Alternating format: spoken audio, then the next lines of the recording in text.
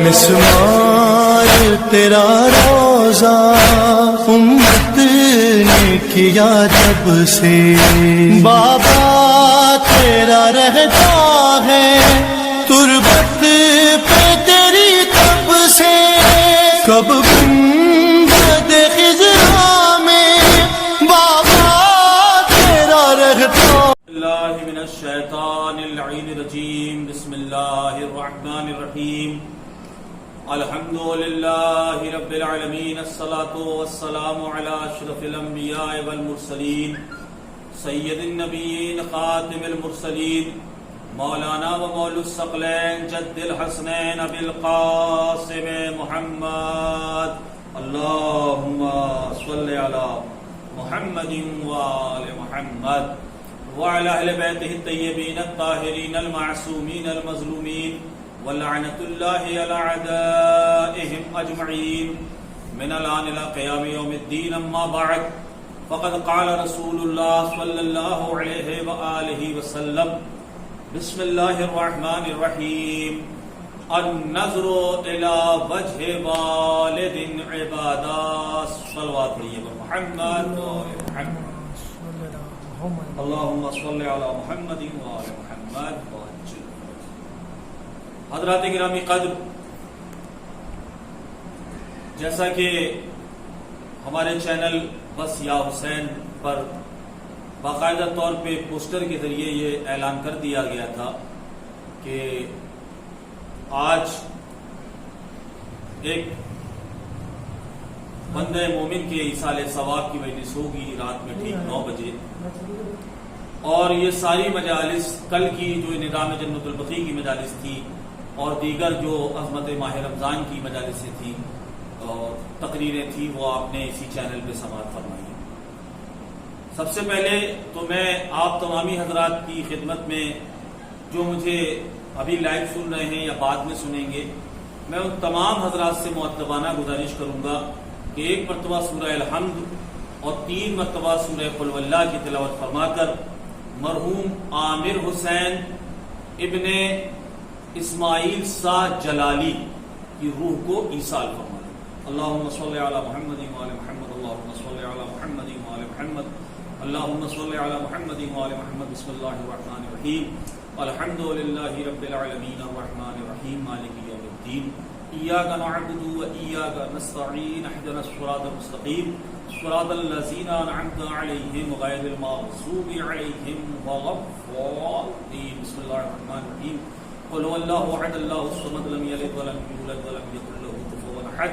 بسم اللہ الرحمن الرحیم، قل هو اللہ احد اللہ الصمد لم یلد ولم یولد ولم یکن له کفوا احد۔ بسم اللہ الرحمن الرحیم، قل هو اللہ احد اللہ الصمد لم یلد ولم یولد ولم یکن له کفوا احد، ذلک اللہ ربی۔ اللہم صل علی محمد وآل محمد، اللہم صل علی محمد وآل محمد، اللہم صل علی محمد وآل محمد۔ بارے لازم مرحوم عامر حسین ابن اسماعیل سعد جلالی،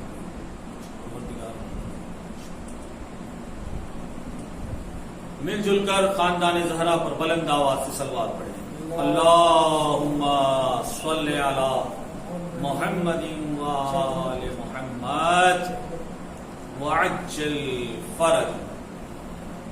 حضرات گرامی قدر، ایک مرد مومن کے ایصال ثواب کے لیے اس کے نیک و صالح بیٹے نے اس مجلس عزا کا اہتمام کیا ہے۔ دیکھیں، دنیا میں لاک ڈاؤن لگا ہوا ہے لیکن ایصال ثواب پہ کوئی لاک ڈاؤن نہیں لگا۔ ہم فاتحہ پڑھیں گے تو مرحوم تک پہنچے گی، ہم مجلس کریں گے مرحوم تک پہنچے گی۔ اب یہ وقت کی ضرورت ہے کہ جو مجالس امام حسین کا سلسلہ ہے وہ آن لائن ہو رہا ہے، اور یہ بھی کیا کم معجزہ ہے سرکار امام حسین کا کہ مسجدیں سٹاپ ہیں، ساری دھارمک استھلیں بند ہیں، مگر کیا کہنے ذکر حسین کے کہ ذکر حسین کل بھی ہو رہا تھا، ذکر حسین آج بھی ہو رہا ہے، اور انشاءاللہ صبح قیامت تک ذکر حسین ہوتا رہے گا۔ چونکہ ایصال ثواب کی یہ مجلس ہے اور میرا نیچر یہ ہے کہ جب کبھی ایصال ثواب کی مجلس ہوتی ہے تو ہم چاہتے ہیں کہ ہم گفتگو کریں ایصال ثواب پر۔ تو حضرات ایک نیک بیٹے نے شبیر صاحب نے اپنے والد کی روح کی ترویج کے لیے اس مجلس کو رکھا ہے. یقیناً قابل مبارکباد ہے وہ بچے جو اپنے والدین کو مرنے کے بعد بھولتے نہیں بلکہ یاد رکھتے ہیں. اور یاد رکھیے گا ہمارے والدین کو اور ہر مرحومین کو ضرورت جو محتاجی جو ہے وہ مرنے کے بعد ہوتی ہے. قدم قدم پہ بندہ ایک ایک سورہ فاتحہ کا محتاج ہوتا ہے. اور پھر باپ جیسی نعمت میں کیا بتاؤں آپ کو کہ باپ کیا ہے.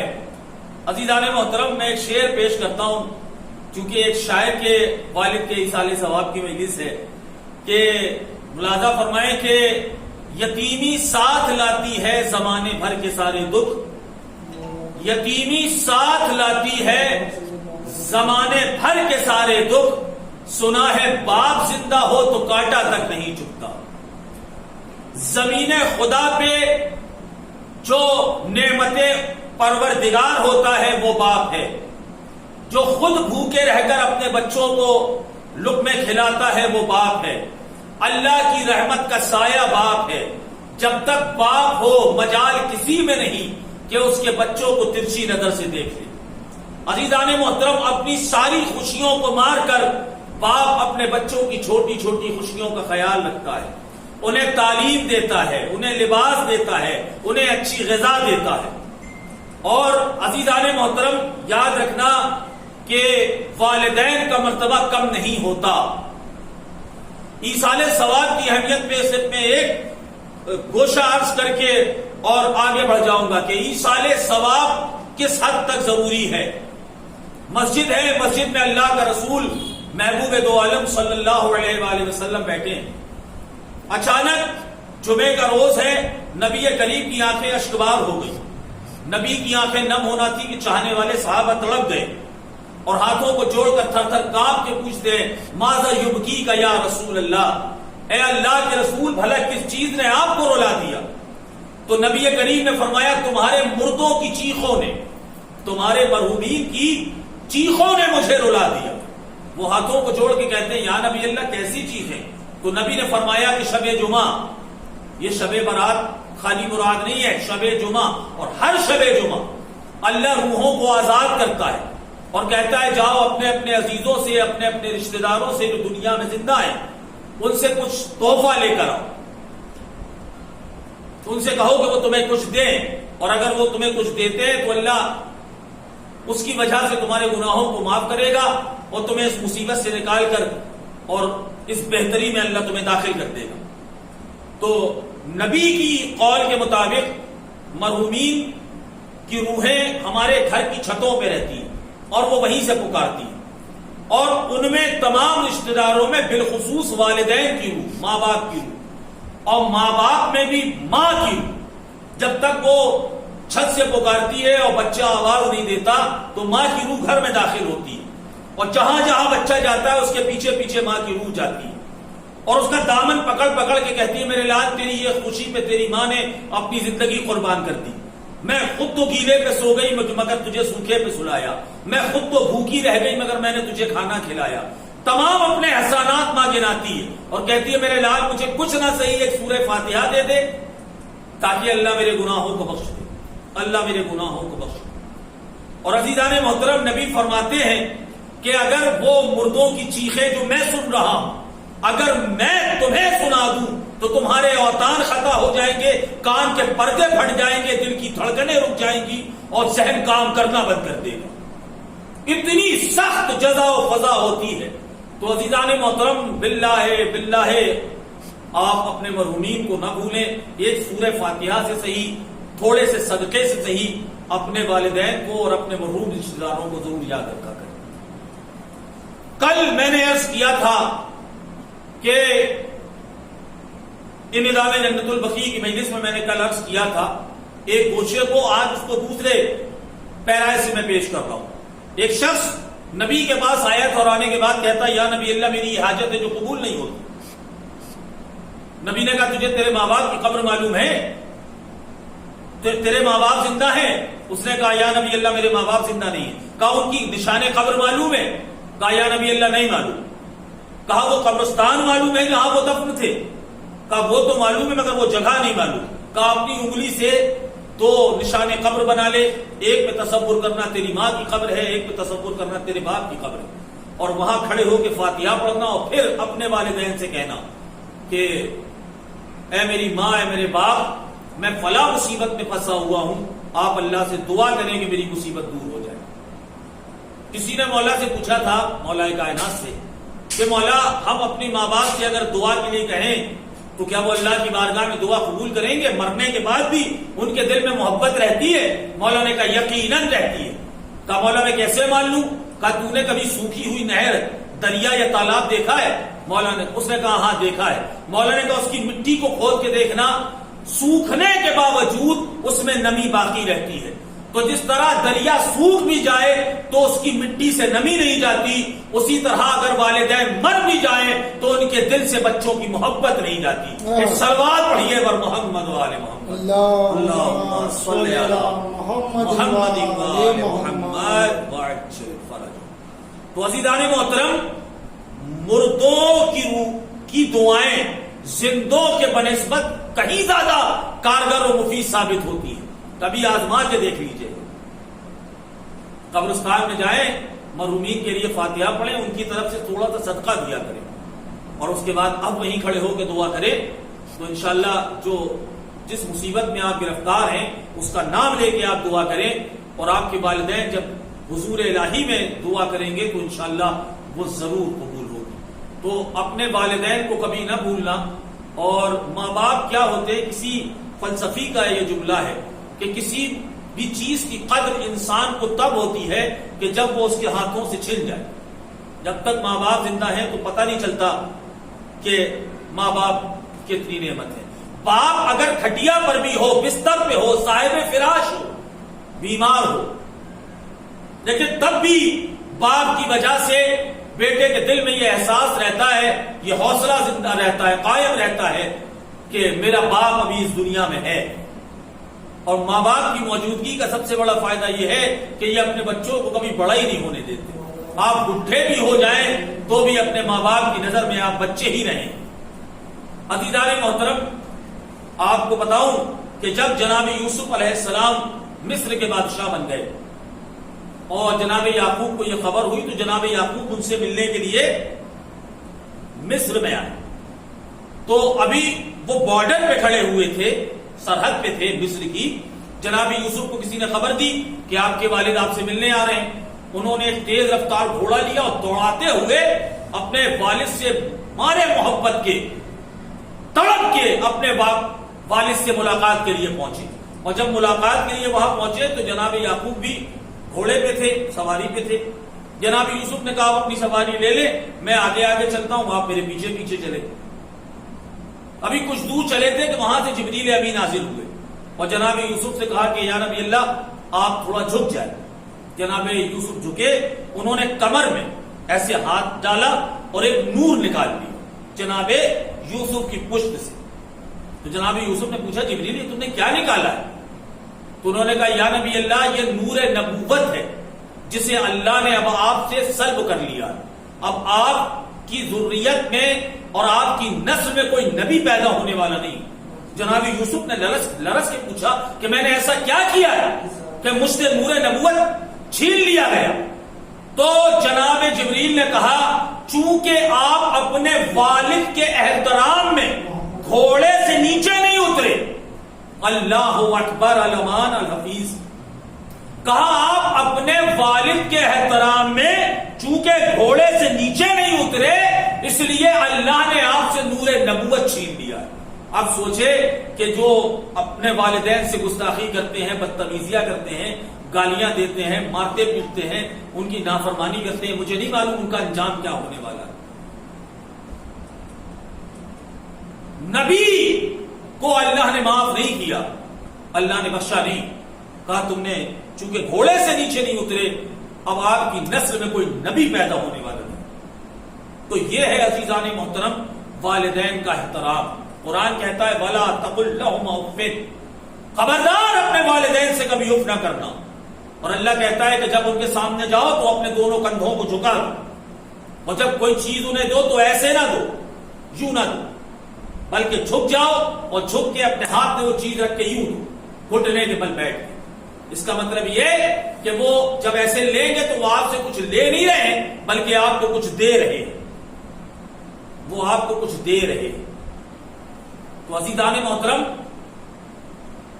میں رات بھر بیان کرتا رہوں تو والدین کی عظمت کو میں بیان نہیں کر سکتا۔ والد کیا ہے، والدہ کیا ہے، یہ اللہ جانے اور اللہ کا رسول جانے۔ اور عزیزان محترم، نبی کریم نے فرمایا کہ النظر الی وجہ والد عبادہ، کہ بیٹے کے لیے، بچوں کے لیے، بیٹا بیٹی نہیں، سب بچے، بچوں کے لیے اپنے باپ کے چہرے کو دیکھنا عبادت ہے۔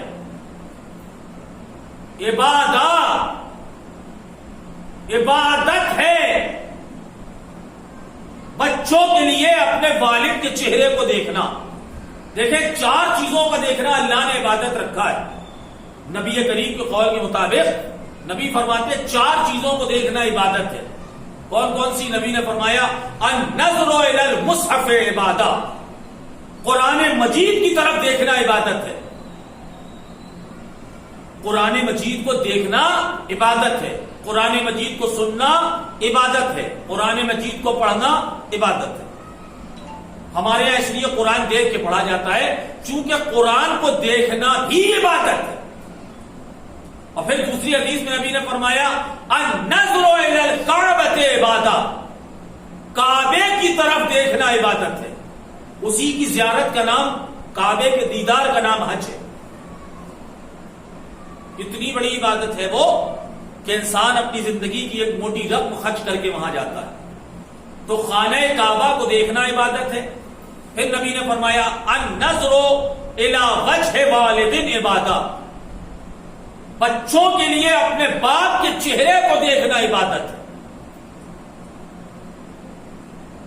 اور پھر چوتھی حدیث میں ارشاد فرمایا النظر الی وجہ علی عبادہ، میرے بھائی علی ابن ابی طالب کے چہرے کو دیکھنا بھی عبادت ہے۔ ایک صلوات پڑھیے بر محمد و آل محمد، اللہم صلی علی محمد و آل محمد عاجل فرج۔ تو 4 چیزوں کو دیکھنا عبادت ہے۔ قرآن مجید کو دیکھنا عبادت، خانہ کعبہ کو دیکھنا عبادت، اپنے باپ کے چہرے کو دیکھنا عبادت، اور مولا کائنات علی ابن ابی طالب علیہ السلام کے چہرے کو دیکھنا عبادت۔ 4 چیزوں کو نبی کریم نے عبادت رکھا۔ لیکن عزیزان محترم، اس میں ان باقی قرآن مجید میں، کعبے میں اور باپ کے چہرے کو دیکھنے میں اور مولا کائنات کے چہرے کو دیکھنے میں بڑا فرق ہے۔ اب آپ کہیں گے کیسا فرق ہے؟ جب انسان اپنے باپ کے چہرے کو دیکھے گا تو وہ صرف اپنے باپ کے چہرے کو دیکھے گا، نہ وہ قرآن مجید کو دیکھ سکے گا اور نہ ہی خانہ کعبہ کو دیکھ سکے گا، نہ مولا علی کو دیکھ سکے گا۔ یعنی ایک چیز جب بھی وہ دیکھے گا تو 3 چیزیں اس سے چھوٹ جائیں گی۔ یا علی، ایک چیز جب دیکھے گا تو باقی 3 چیزیں چھوٹ جائیں گی۔ مثلا باپ کو دیکھ رہا ہے تو اس کا مطلب یہ کہ قرآن مجید کو نہیں دیکھ رہا، خانہ کعبہ کو نہیں دیکھ رہا، علی ابن ابی طالب کے چہرے کو نہیں دیکھ رہا۔ اگر وہ قرآن مجید کو دیکھ رہا ہے تو اس کا مطلب یہ کہ وہ خانہ کعبہ کو نہیں دیکھ رہا، اپنے باپ کے چہرے کو نہیں دیکھ رہا، علی ابن ابی طالب کے چہرے کو نہیں دیکھ رہا۔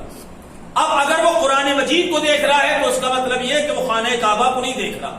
یعنی ایک وقت میں انسان صرف ایک عبادت کا ثواب لے سکتا ہے، یا باپ کے چہرے کو دیکھ کے عبادت کا ثواب لے لے، یا قرآن مجید کے چہرے کو دیکھ کر، قرآن مجید کو دیکھ کر عبادت کا ثواب لے لے، یا خانہ کعبہ کو دیکھ کر عبادت کا ثواب لے لے۔ میں بڑا لالچی بندہ تھا، میں نے اللہ کے نبی کے سامنے ہاتھوں کو جوڑا، میں نے کہا یا نبی اللہ، کیا کوئی ایسی ترکیب بھی ہے، کوئی ایسا نسخہ بھی ہے کہ میں دیکھوں ایک چیز کو اور مجھے ان 4 چیزوں کو دیکھنے کا ثواب مل جائے؟ میں دیکھوں ایک چیز کو اور مجھے اس ایک چیز کو دیکھنے سے ایک ہی وقت میں 4 چیزوں کو دیکھنے کا ثواب مل جائے۔ نبی نے کہا اگر 4 چیزوں کو دیکھنے کا ثواب پانا چاہتا ہے تو پھر نہ قرآن کی طرف دیکھنا، نہ کعبے کی طرف دیکھنا، نہ باپ کی طرف دیکھنا، بلکہ میرے بھائی علی ابن ابی طالب کے چہرے کو دیکھنا، اس لیے کہ علی کی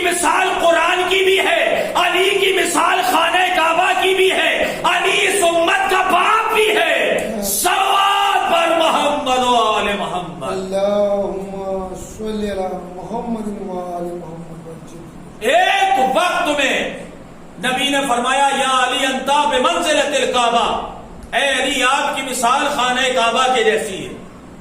علی کا چہرہ دیکھنا گویا کہ خانہ کعبہ کی زیارت کرنے کے برابر ہے اور مترادف ہے۔ نبی نے فرمایا القرآن العلی مال قرآن والقرآن مال علی، قرآن علی کے ساتھ ہے، علی قرآن کے ساتھ ہے، یا علی یا علی۔ اور پھر تیسری حدیث میں نبی نے فرمایا انا و علی ابا ہذہ الامہ، میں اور علی اس امت کے باپ ہیں، میں اور علی اس امت کے باپ ہیں۔ تو اگر کوئی علی کے چہرے کو دیکھ رہا ہے تو گویا وہ قرآن مجید کو دیکھنے کا ثواب پا رہا ہے۔ اللہ اکبر۔ اگر کوئی علی کے چہرے کو دیکھ رہا ہے تو اس کا مطلب یہ کہ وہ خانہ کعبہ کو دیکھنے کا ثواب پا رہا ہے۔ اگر کوئی علی کے چہرے کو دیکھ رہا ہے تو اس کا مطلب یہ کہ وہ اپنے باپ کے چہرے کو دیکھنے کا ثواب پا رہا ہے۔ ایک علی ہے، عبادتیں سب اس میں جمع ہے۔ صلوات پڑھیے پر محمد و آل محمد، اللہم صلی علی محمد و آل محمد وعجل فرجہ۔ اور عزیزان محترم، میں عرض کر رہا تھا کہ قرآن مجید اس کو دیکھنے کا بھی ثواب ہے، پڑھنے کا بھی ثواب ہے۔ قرآن مجید دیکھنے کا بھی ثواب ہے، پڑھنے کا بھی ثواب ہے، اور قرآن مجید کو لکھنے کا بھی ثواب ہے۔ جی ہاں، قرآن مجید کو لکھنا بھی باعث ثواب ہے۔ دیکھنا آنکھوں سے، سننا کانوں سے، پڑھنا زبان سے، لکھنا ہاتھوں سے، ان چاروں چیزوں میں ثواب ہے۔ یہ ہے قرآن مجید کی اہمیت۔ مجھے علی کے علاوہ اور کوئی ملا ہی نہیں۔ نبی فرماتے ہیں جس طرح قرآن کے لیے فرمایا کہ قرآن کو دیکھنا ثواب، اسی طرح علی کے لیے فرمایا کہ علی کے چہرے کو دیکھنا ثواب۔ جس طرح قرآن مجید کے لیے کہا گیا کہ قرآن کو سننا ثواب، اسی طرح ذکر علی کو سننا ثواب۔ جس طرح قرآن کے لیے کہا گیا قرآن کا پڑھنا ثواب، اسی طرح علی کے لیے کہا گیا ذکر علی کو پڑھنا ثواب۔ لیکن عزیزان محترم، جب قرآن آپ سنتے ہیں تو جب تک آپ قرآن سن رہے ہیں بس تب تک ثواب ہے۔ جہاں قرآن سننا بند کیا ثواب ختم۔ جب تک آپ قرآن مجید کو دیکھ رہے ہیں اس وقت تک ثواب ہے، جہاں قرآن مجید کو دیکھنا بند کیا وہی ثواب ختم۔ جب تک قرآن مجید کو پڑھ رہے ہیں تب تک ثواب ہے، اور جہاں آپ نے پڑھنا بند کیا وہاں ثواب ختم۔ لیکن یہ ذات کائنات میں علی ابن ابی طالب کی ہے کہ علی کے ذکر کو علی کے چہرے کو دیکھنا بھی ثواب، علی کے ذکر کو سننا بھی ثواب، علی کے ذکر کو زبان سے ادا کرنا اور کرنا بھی ثواب۔ لیکن نبی نے فرمایا قرآن میں اور علی میں فرق یہ ہے کہ قرآن جب تک دیکھو گے تب تک ثواب، قرآن جب تک پڑھو گے تب تک ثواب۔ قرآن علی ہے میرے دوستو کہ ایک مرتبہ جس نے ذکر علی زبان سے کیا تو زبان کے پچھلے سارے گناہ معاف۔ اللہ اکبر۔ زبان کے پچھلے سارے گناہ معاف۔ جس نے ایک مرتبہ ذکر علی کانوں سے سنا تو کانوں کے پچھلے سارے گناہ معاف۔ جس نے ایک مرتبہ علی کے چہرے کو دیکھا تو آنکھوں کے سارے گناہ معاف۔ صلوات بر محمد و آل محمد، اللہم صلی علی محمد و آل محمد وعجل فرجہ۔ ایک مرتبہ علی ابن ابی طالب کے چہرے کو دیکھنا اور ذکر علی کو کرنا اتنا ثواب ہے۔ عزیزان محترم، ہم اس لیے کہتے ہیں کہ ہمارے یہاں چاہے خوشی کا مرحلہ ہو چاہے غم کا موقع ہو،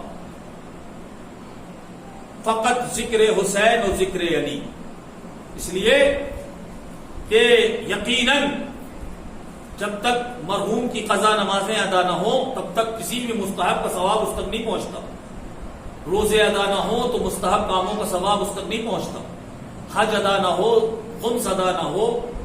جو لوگ میری یہ کلپ سن رہے ہیں، میں ایک مؤدبانہ گزارش کروں گا کہ مجلسیں کیجیے، خوب کیجیے، قرآن مجید بانٹیے اور خوب بانٹیے، غریبوں کی مدد کیجیے اور خوب کیجیے اپنے مرحومین کے نام سے، لیکن جو ان کے واجبات ہیں انہیں ادا کرانا نہ بھولیے۔ اگر واجب ادا نہ ہوگا، نماز مکمل نہیں ہے، روزے کمپلیٹ نہیں ہیں، حج نہیں کیا واجب تھا، خمس کبھی نہیں نکالا، تو یاد رکھیے آپ کا کوئی بھی مستحب عمل ان تک پہنچنے والا نہیں اور قابل قبول نہیں. لہذا کوشش یہ کریں کہ پہلے اپنے مرحومین کے واجبات کو ادا کرائیں، واجبات پہ توجہ دیں کہ مرحوم نماز پڑھتے تھے کہ نہیں، مرحوم روزہ رکھتے تھے کہ نہیں، مرحوم کے اوپر حج تو واجب نہیں تھا، مرحوم نے خمس ادا کیا کہ نہیں. اگر انہوں نے ایسا نہیں کیا ہے خدا نخواستہ تو پہلے وہ کریے، اس کے بعد پھر مجلسیں کیجیے، اور اس کے بعد جو ہے وہ ایصال ثواب دوسری نوعیتوں میں کیجیے. لیکن پہلے واجب کو ادا کرائیے. واجب، بڑے بیٹے کے اوپر اللہ نے باپ کی قضا نمازیں واجب رکھی. آپ کو پتا، بڑے بیٹے کے اوپر اللہ نے قضا نمازیں باپ کی واجب رکھی. ایک صاحب میرے پاس آئے جب ہم نے پہلی مرتبہ یہ مسئلہ پڑھا تھا، تو ہم نے بھی اپنے اساتذہ سے سوال کیا تھا. ایک صاحب نے کہنے لگے مولانا صاحب بڑے بیٹے ہونا کوئی گناہ ہے کیا؟ میں نے کہا نہیں تو. کہنے لگے پھر اللہ نے بڑے بیٹے بھی کیوں رکھا؟ مثلا ایک صاحب کی 50 سال کی نمازیں قضا ہیں، 5 بیٹے، تو اللہ کا سب پہ واجب رکھتا تو 10 سال کی سب بانٹ لیتے، آرام سے ساری نمازیں ادا ہو جاتی. لیکن ایک ہی بیٹے کے اوپر اللہ نے واجب کر دی اور بڑے بیٹے پہ، تو پتہ چلا بڑے بیٹے کے حالات اچھے نہیں ہیں اور چھوٹے بیٹوں کے حالات اچھے ہیں. لیکن وہ تو یہ کہہ سکتے ہیں کہ ہمارے اوپر واجب نہیں ہے بڑے بیٹے کے اوپر. تو کہنے لگے مولانا صاحب بڑے بیٹے، اچھا کہنے لگے میراث سب کو برابر ملے گی. جب باپ کی جائیداد تقسیم ہوگی تو سب کو برابر ملے گا. لیکن یہ قضا نمازیں اللہ نے اٹھا کے بڑے بیٹے کی متھے مڑ دی، اس کے اوپر اللہ نے آیت کر دی، واجب کر دی. تو بڑا بیٹا ہونا کیا کوئی قصور ہے؟ میں نے کہا آپ نے نہ شریعت کو سمجھا ہے نہ آپ نے شریعت کو پڑھا ہے. کہنے لگے مولانا کیا کہنا چاہتے ہیں؟ میں نے کہا یہ تو آپ نے بتا دیا کہ میراث جب بٹے گی تو بالکل برابر بٹے گی. لیکن باپ کے اپنے پرسنل استعمال کی جو چیزیں ہیں جو وہ خود استعمال کرتا تھا، ان چیزوں پہ صرف بڑے بیٹے کا حق ہوگا.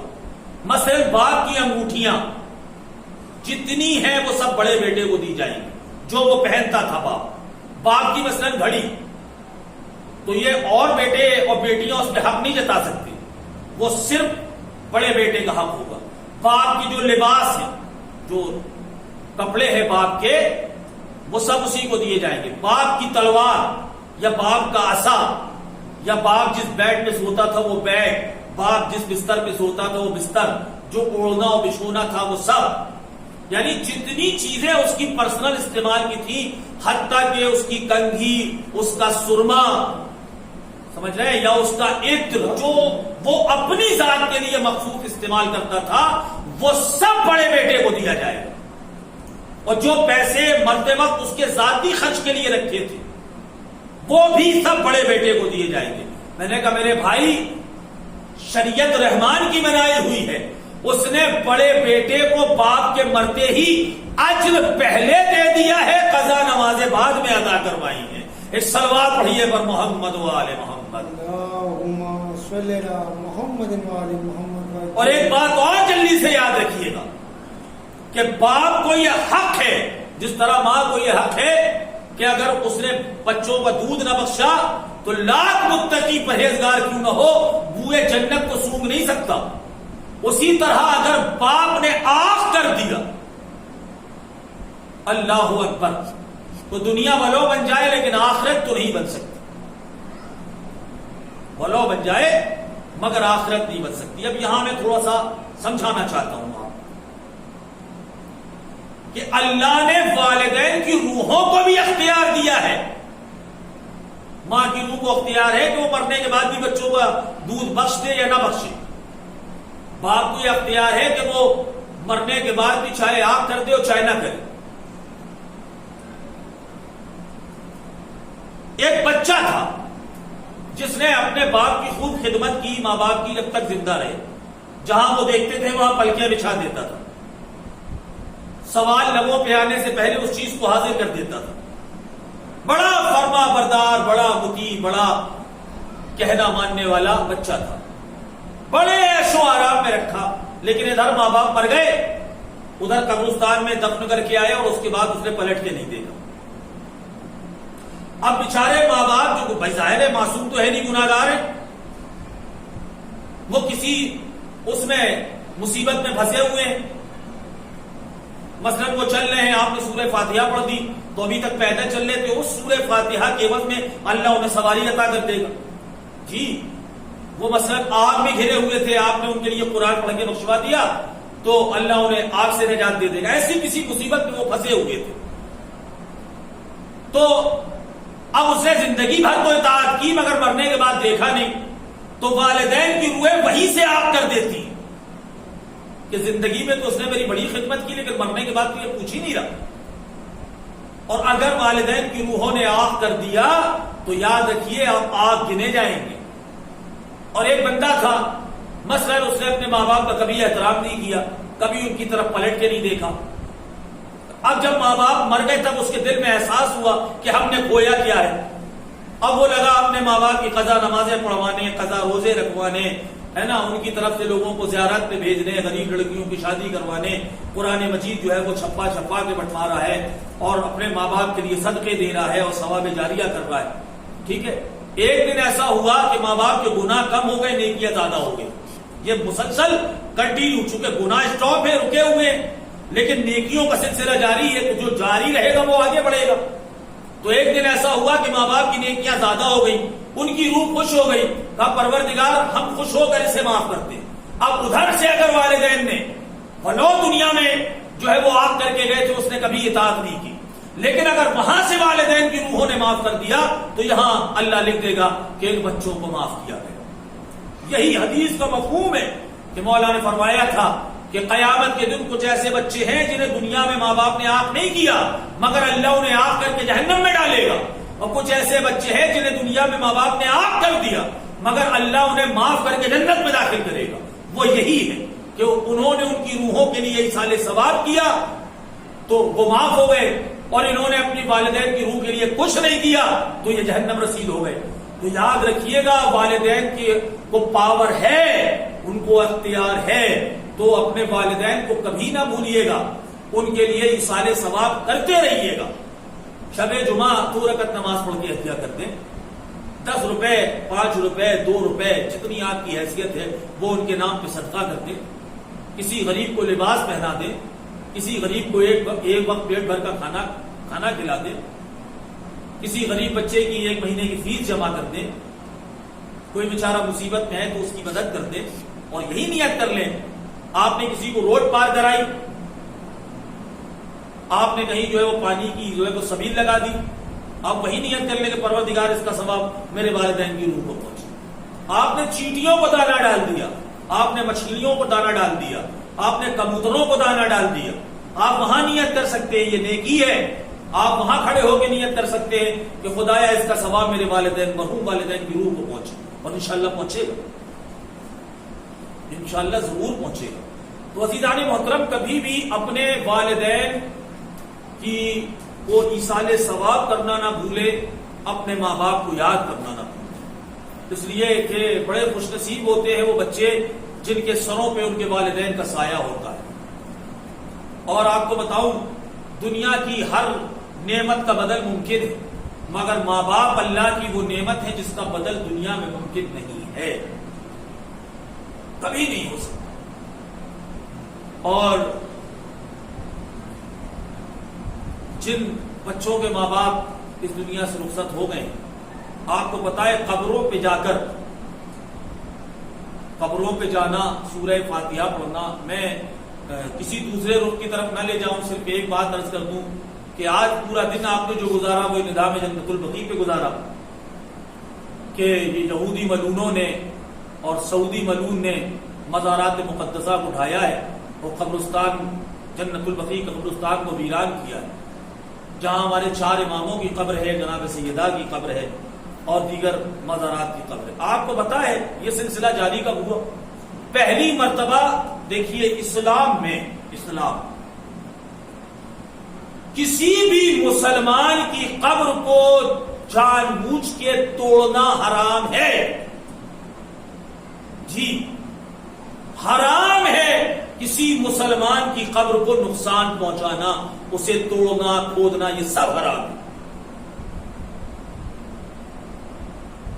ایک صورت میں بس جائز ہے کہ جب آپ کو یہ یقین ہو جائے کہ 20 سال کا مردہ ہو گیا، 20 سال ہو گئے دفن ہو گئے، 10 سال ہو گئے، اب یہاں کوئی نہیں ہو، چونکہ ایک ایک قبر سے مردے اٹھائے جائیں گے، 70,000 مردے اٹھائے جائیں گے، لیکن جان بوجھ کے کسی مسلمان کی قبر کو توڑنا حرام ہے۔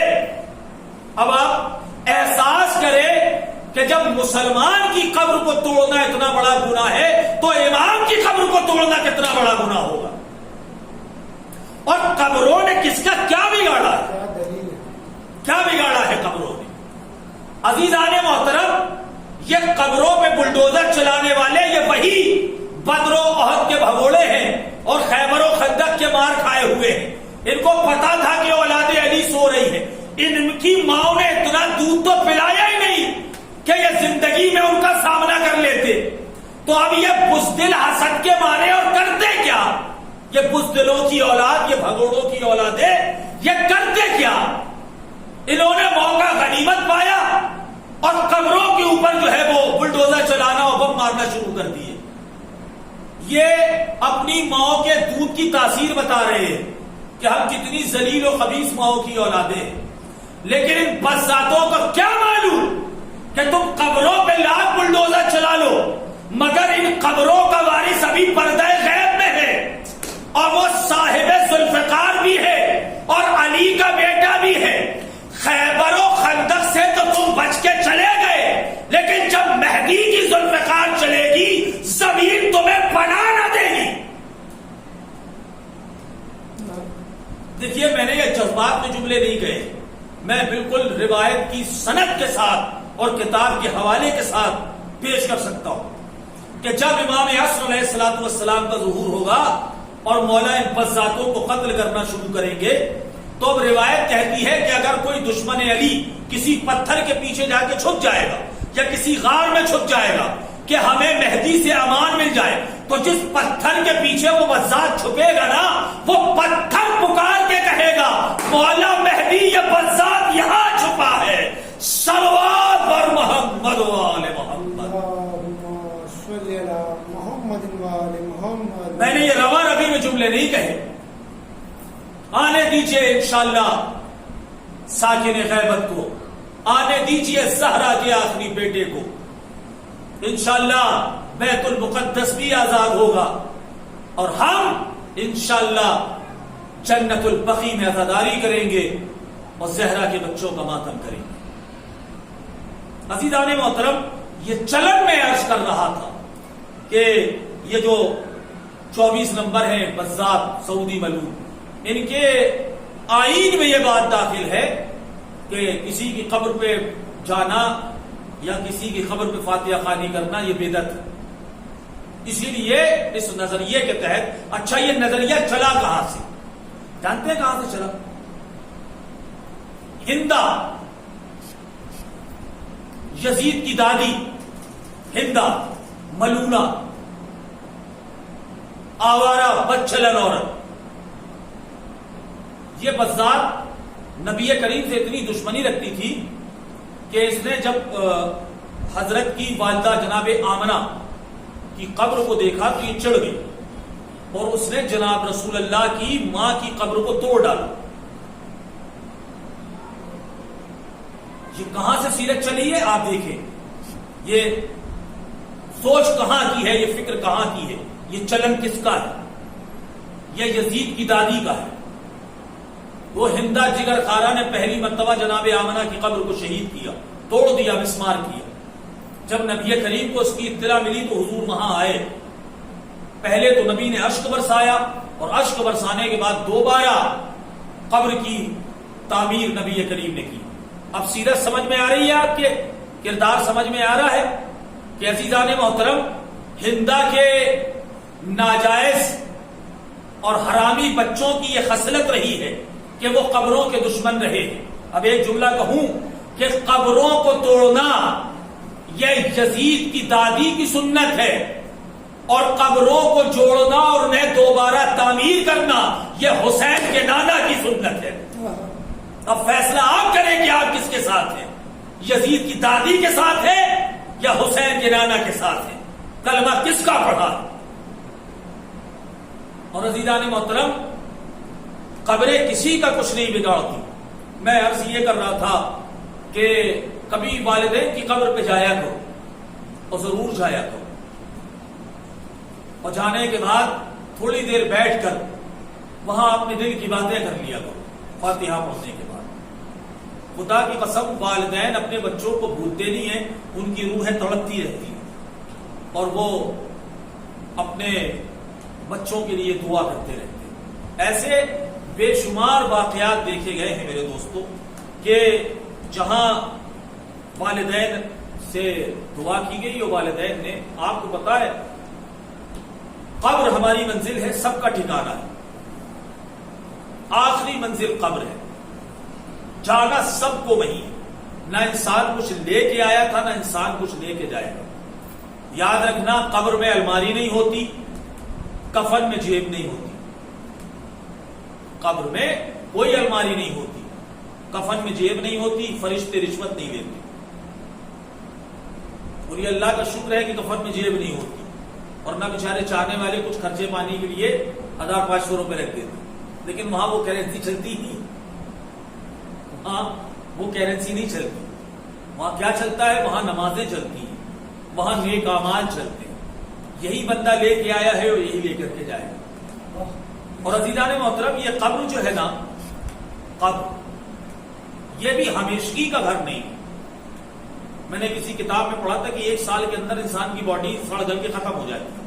سب سے پہلے جو ہے وہ بال گرتے ہیں، پھر اس کے بعد دانت جھڑتے ہیں، پھر اس کے بعد ہڈیوں سے گوشت جدا ہوتا ہے، اور اس کے بعد دھیرے دھیرے انسان کا پیٹ پھٹتا ہے، اور جب انسان کا پیٹ پھٹتا ہے نا تو اس میں اللہ ایک بدبو پیدا کرتا ہے، جو بدبو وہاں کے آس پاس کے کیڑوں کو دعوت ہوتی ہے، جی دعوت ہوتی ہے، اور وہ اس خوشبو کے، اس بدبو کے بھروسے وہ کیڑے آتے ہیں اور پھر وہ جسم کے سارے گوشت کو کھا جاتے ہیں، اور پھر دھیرے دھیرے دھیرے دھیرے بند کر کے وہ ہڈیوں میں بھی سوراخ ہونے لگتا ہے، اور اندر سے وہ ہڈیاں کھوکھلی ہو جاتی ہیں، اوپر سے وہ کھوکھا باقی رہتا ہے، ایسے مسل دیجئے تو ہڈی ختم۔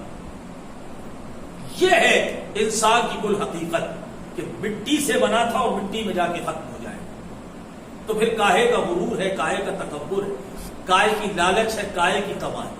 کیا لے کر کے آئے تھے، کیا لے کے جاؤ؟ اس جگہ کے بارے میں کیوں نہیں سوچتے جہاں ہمیشہ رہنا؟ یہ دعوت ہے عزیزان محترم۔ جب انسان جاتا ہے اور پھر دھیرے دھیرے دھیرے دھیرے انسان کی باڈی، ہاں یہ ضرور ہے کہ اگر کوئی مومن ہے، اگر کوئی مومن ہے تو اس کی لاش سالوں کے بعد بھی نکالو تو اتنی ہی تر و تازہ رہتی ہے جیسے کہ ابھی ابھی رکھی گئی ہے۔ ابھی کچھ دن پہلے کا کیس ہے، یہ سعودی ملعونوں نے جب حجر بن عدی صحابی رسول کی قبر پہ حملہ کیا اور اسے کھودنا چاہا تو حجر بن عدی کی لاش ویسے ہی تھی، اسے دیکھ کر کے بھاگ گئے۔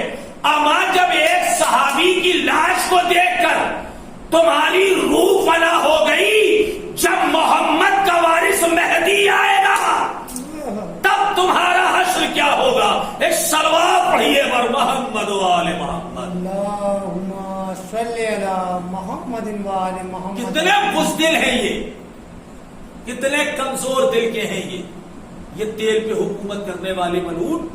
تو عزیزان محترم، اگر کوئی مومن ہے تو اس کی لاش اگر آپ سالوں کے بعد بھی نکالیں گے تو وہ اتنی ہی تر و تازہ رہتی ہے جیسے کہ ابھی ابھی اسے قبر میں رکھا گیا۔ حضرات، اسی لیے ایصال ثواب کرتے رہا کریے، اور ہم آپ سے گزارش کریں گے کہ ہمارے اس چینل پہ باقاعدہ آن لائن مجلس کا سلسلہ جاری ہے۔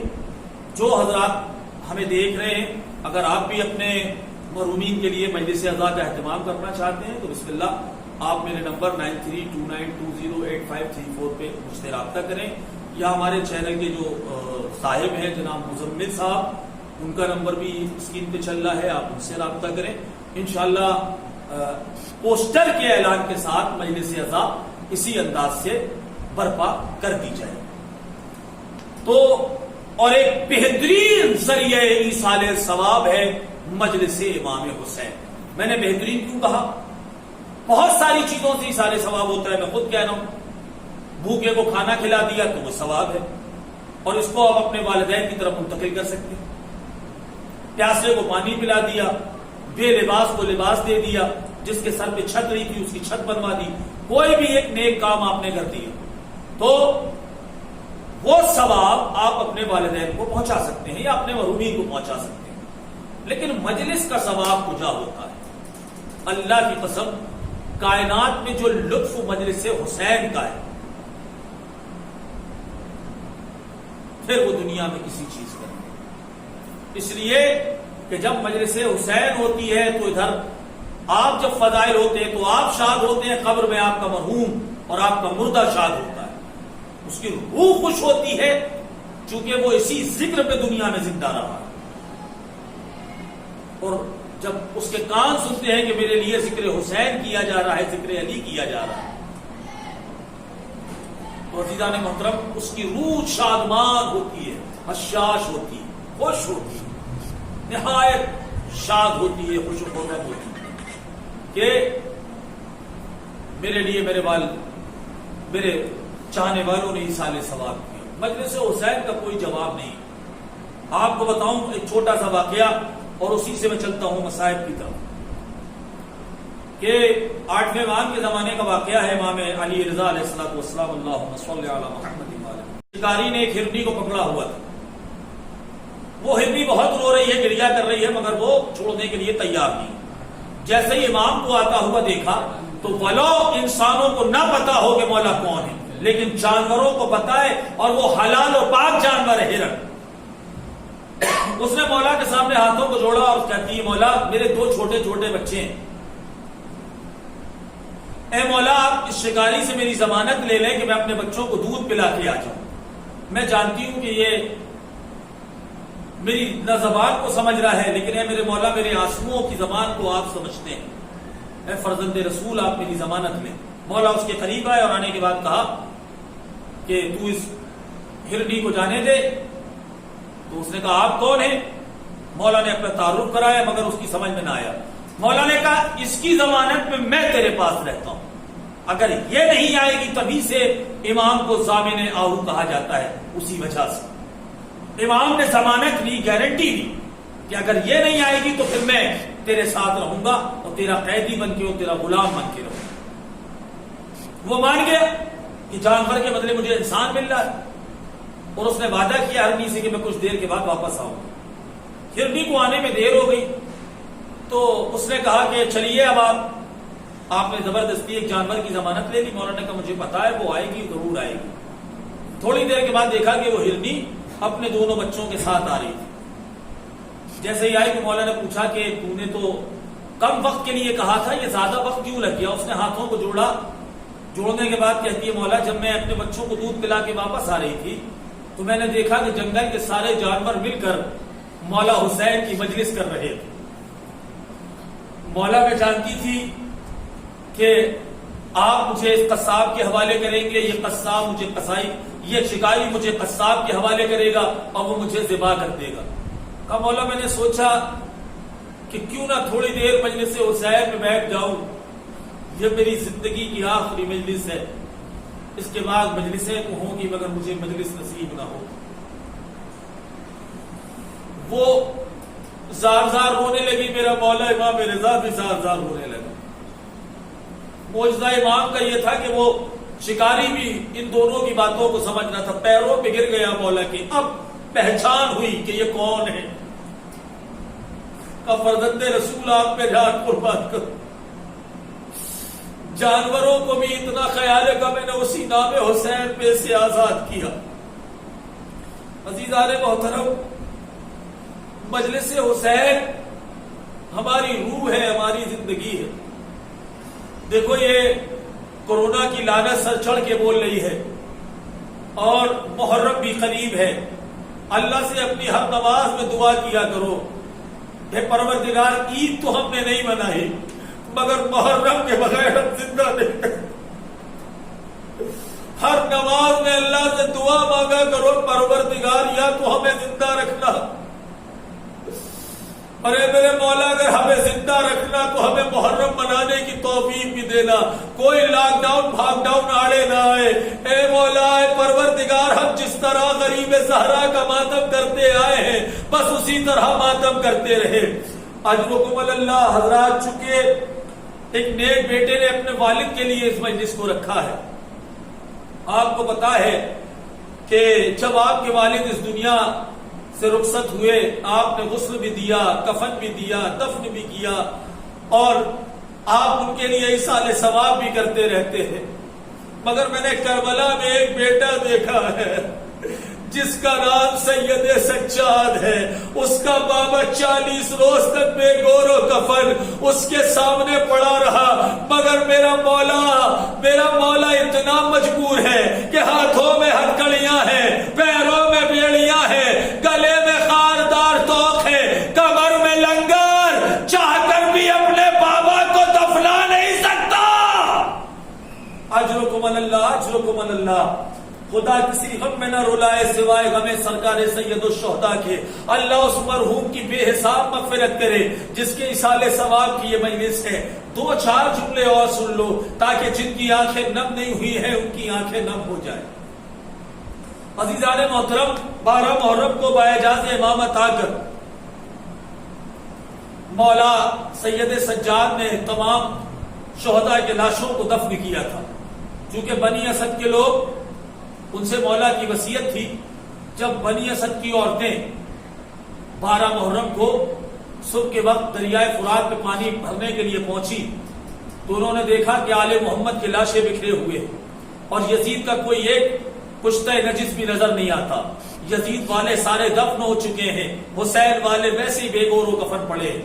تو انہیں مولا کی وہ وصیت یاد آئی کہ جب مولا نے ان سے زمین خریدی تھی قافلہ بنی اسد سے، تو پہلے مردوں سے وصیت کی تھی کہ ہمارے لاشوں کو دفنا دینا، پھر عورتوں سے وصیت کی تھی کہ ہمارے لاشوں کو دفنا دینا، اور پھر بچوں سے وصیت کی تھی کہ اگر تمہارے ماں باپ خوف حاکم کی وجہ سے نہ نکلیں تو تم کھیلتے کھیلتے آنا اور ایک ایک مٹھی خاک ہمارے لاشوں پہ ڈال دینا۔ عزیزان محترم، جب عورتوں کو وصیت یاد آئی وہ روتی ہوئی اپنے گھروں میں آئی اور اپنے شوہروں سے کہا تم یہاں بیٹھے ہو، یزید کے سارے نجس پشتے دفن ہو گئے ہیں، حسین کے سپاہی اور حسین کے شہداء اسی طرح پڑے ہوئے ہیں، کوئی انہیں دفنانے والا نہیں ہے۔ تو مردوں نے کہا ہمیں حاکموں سے ڈر لگتا ہے، عورتوں نے کہا ہماری چوڑیاں تم پہن لو، اپنی تلوار ہمیں تو، حسین کے لاشوں کو ہم دفن کریں گے۔ اب جب مردوں نے کہا، تو عورتوں نے کہا تو مردوں کی غیرت جاگی۔ جب وہ چلنے لگے تو بچوں نے کہا کہاں جا رہے ہو؟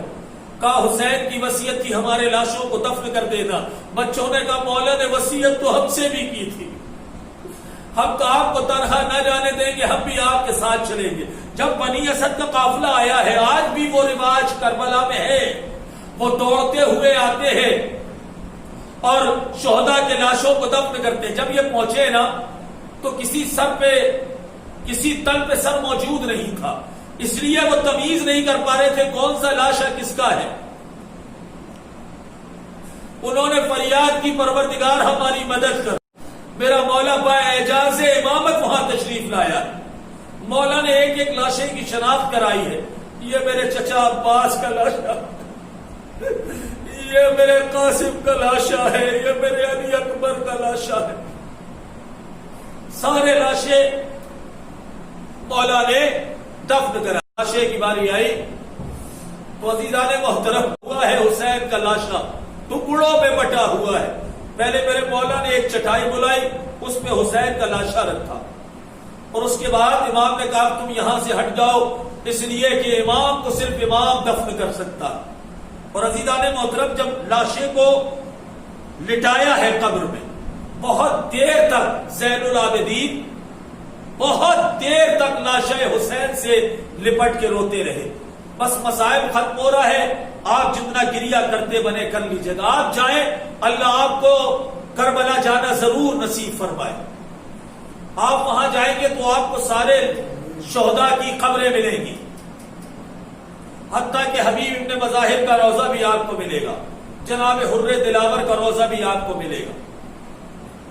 گنج شہیدہ میں مولا حسین کا گنج شہیدہ ہے، مولا حسین کا روضہ ہے، سرکار وفا کا روضہ ہے. سارے شہیدوں کے لاشیں آپ کو ملیں گے، لیکن ایک قبر آپ کو نہیں ملے گی.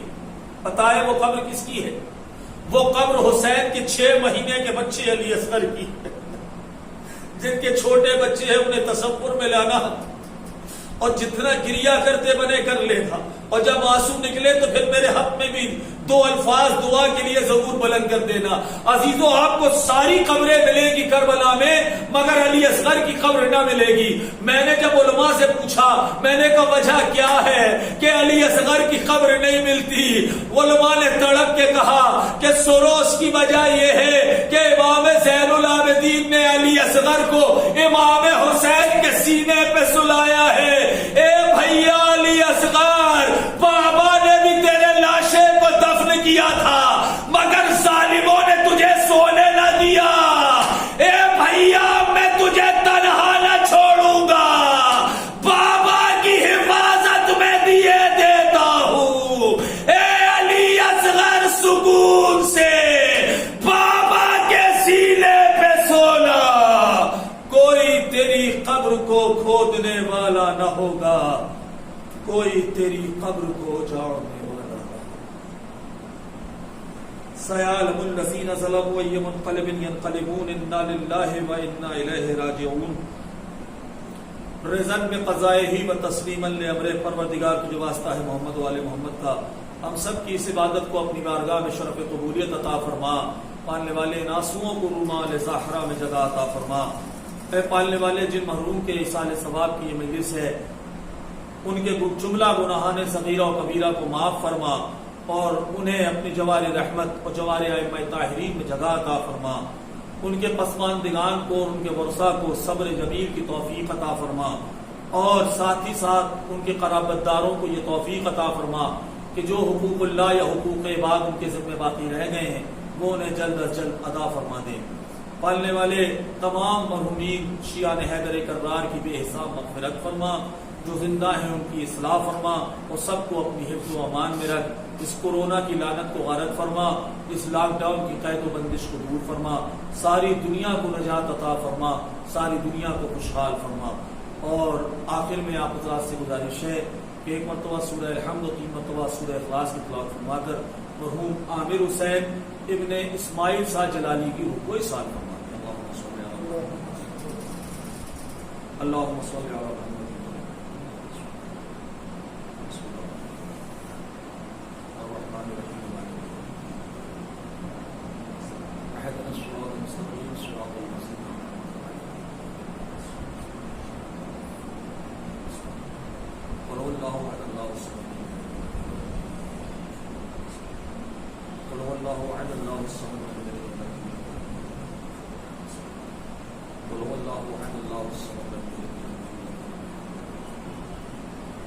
اللهم صل على محمد وعلى آله.